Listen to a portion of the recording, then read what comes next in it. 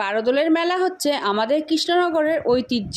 আমরা চলে এসেছিলাম বারোদোলের মেলা দেখতে। এই ভিডিওটা ছিল দ্বিতীয় দিনের, আমি আর এডিট করতে পারিনি ভিডিওটা, তার জন্য আর তোমাদেরকে দিতেও পারিনি। বারোদোলের মেলাতে প্রথম দিন, দ্বিতীয় দিন আর তৃতীয় দিন খুব ভিড় হয়, বাদবাকি দিনগুলোতেও ভিড় হয় কিন্তু এতটা হয় না। তোমরা দেখতেই পারলে আমার ভিডিওতে আমি সবাইকে চাল দিয়ে তারপরে চলে আসলাম আবির দিতে। আবির তো আর ভগবান পর্যন্ত পৌঁছাবে না, যতটা পেরেছি ততটা দেওয়ার চেষ্টা করেছি, আর ভিড়টা তোমরা একবার দেখে নাও। এবার আমরা চলে আসলাম রাজবাড়ির ভেতরে। অনেক কিছু দেখার মতো ছিল, সবকিছু তোমাদেরকে দেখাতে পারিনি কারণ প্রচন্ড পরিমাণে ভিড়।